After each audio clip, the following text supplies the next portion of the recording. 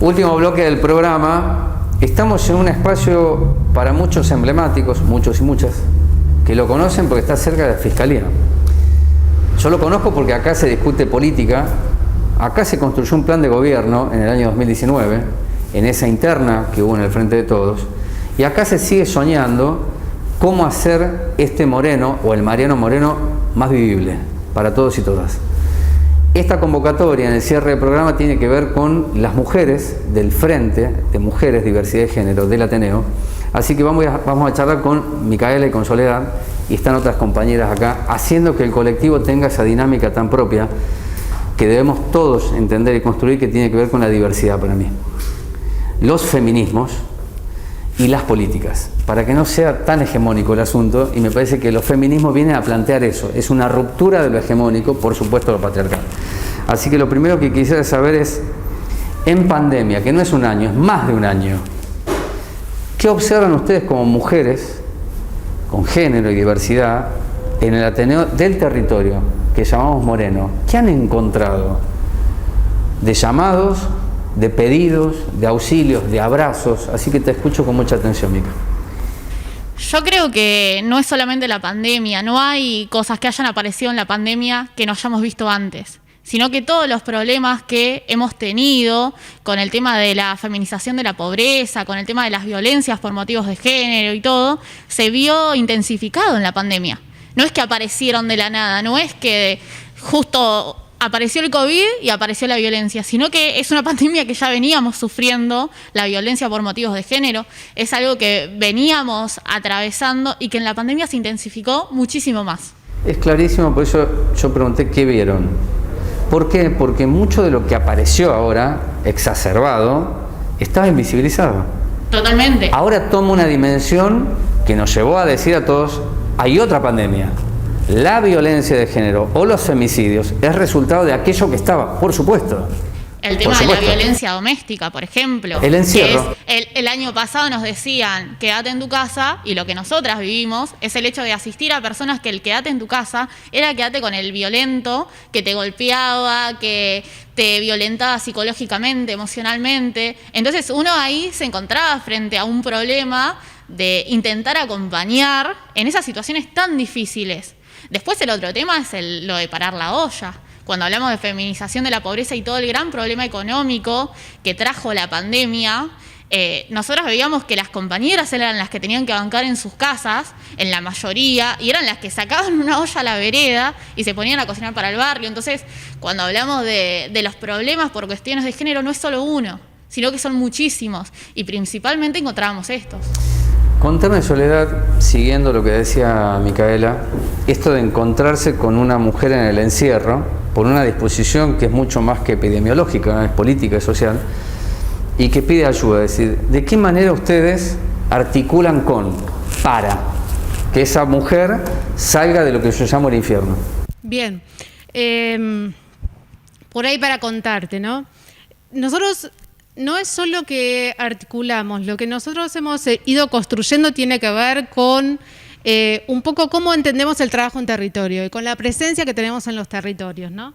Entonces, porque, digamos, cuando llega una compañera y te cuenta una situación de violencia, llega, pero no es que llega a Micaela, a Samantha o a Lili o a mí, sino que lo que hace es acercarse a un espacio en donde de alguna manera va recibiendo o tiene la posibilidad de sentirse contenida. Entonces me parece, para empezar, que no es que llega una persona, sino que tiene que ver con la presencia en el territorio y con que uno viene trabajando ahí y con que se van formando también redes en el territorio. Y te digo esto porque una de las cuestiones que hemos discutido mucho en este frente es que el acompañamiento de las mujeres de situaciones de violencia no tiene que ver solo con una derivación a un espacio del Estado. Tiene que ver con el fortalecimiento de los lazos en territorio.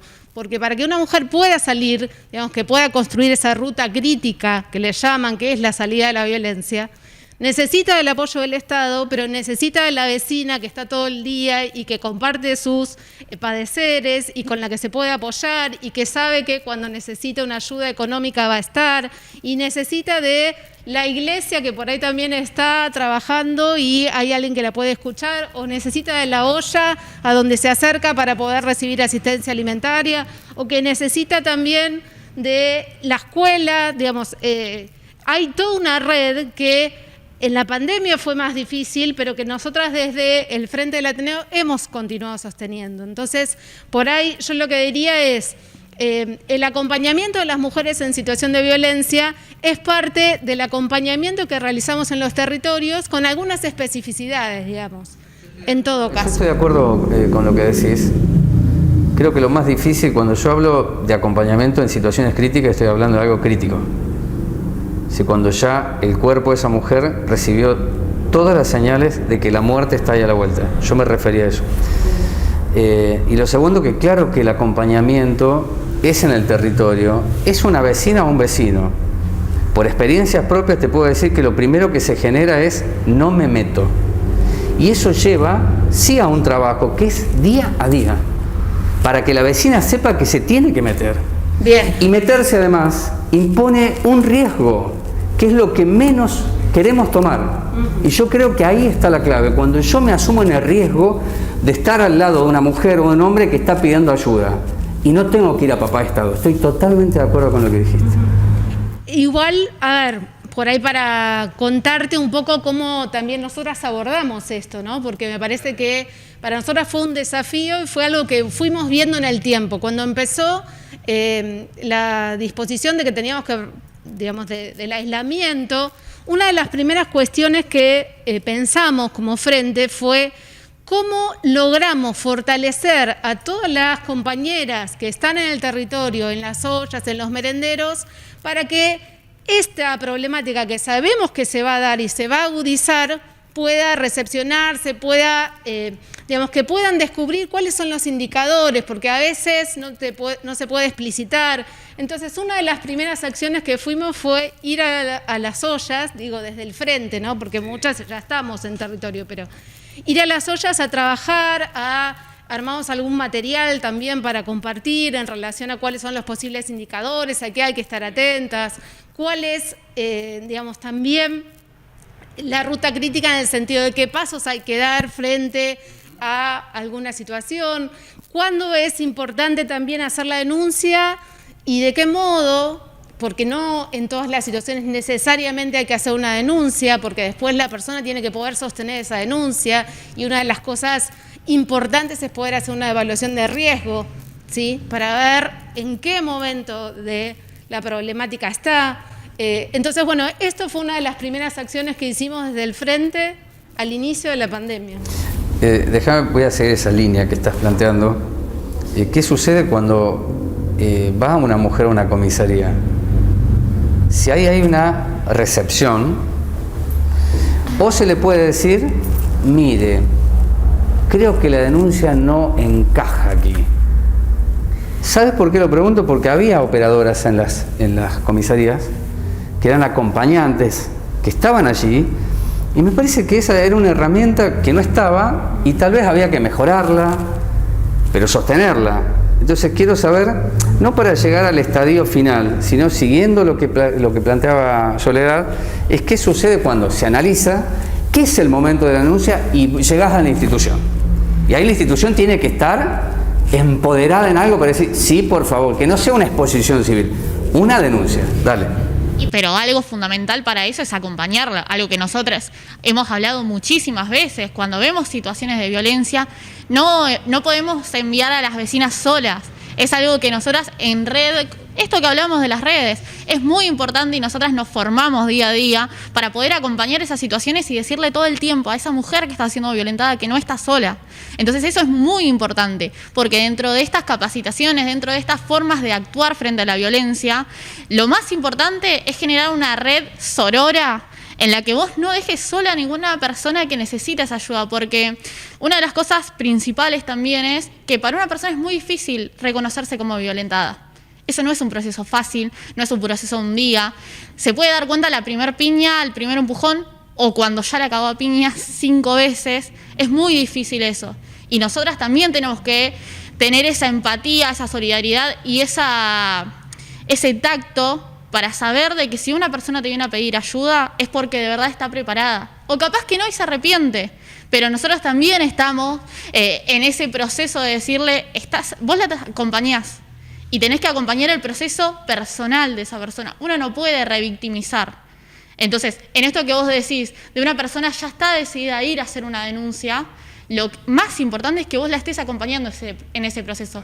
¿Por qué? Porque ha pasado que las instituciones no están preparadas con perspectiva de género y la respuesta que se recibe desde las comisarías no es positiva. No es, como vos decías, una exposición solamente, o el hecho de que ni siquiera te la quieren tomar incumpliendo la ley. Ahí sí hay una compañera que por lo menos se pone firme y dice, no, acá le tomás una denuncia. Tal vez es importante en esta charla que va teniendo como su dinámica, ¿no? Y su naturalidad es que vos decías recién, ¿cuándo se evalúa si la denuncia es o no es? ¿No? Para mí la denuncia, aún equivocada, tal vez, pero es preferible que ese paso lo dé, porque si llegó a esa instancia es que algo ocurrió, ¿no? Tiene que ver con la primera nota de este programa, por eso creo que se las conté de lo que sucedió hoy en el encuentro que tuve con Joana en Plaza San Martín, que le sacaron su niño de 3 años y ese niño está con su padre que tiene una tobillera por violencia de género, ¿no? Y eso lo decidió una jueza, que es la jueza de Juzgado de Familia número 3, ¿no? Entonces, por eso, ¿cuándo es la denuncia? Sí, igual yo te hago una aclaración, digamos. Lo que te decía en relación a la evaluación del riesgo y en función de eso uno ve cómo acompaña, es porque muchas veces en los acompañamientos se toma decisiones por la persona que acude. Entonces, no es que nosotras podemos decirle, tenés que ir a denunciar, hay que ver bien cuál es la situación, digamos, evaluar el riesgo, ver qué tiene posibilidades también psicológicamente de sostener, porque si no uno termina decidiendo por ella. Eso es lo que yo quiero transmitir en relación a la denuncia. Si una mujer va a hacer una denuncia y quiere hacer una denuncia, hay que tomarle la denuncia. Ahí, digamos que esto es esto que decía Micaela, si está dispuesta ya a hacer una denuncia, ya hay un paso muy grande que hizo en el proceso para salir, que uno tiene que acompañar. Está buenísima, Soledad, que hagas esa aclaración. No, sí, desde ya, por supuesto, pero está bueno que estamos hablando y sororidad, hay palabras que para algunas personas son conocidas. Hay otras que no lo conocen porque es un cambio cultural profundísimo que se tiene que dar. Desde ya que vos no podés hacer la denuncia por esa persona.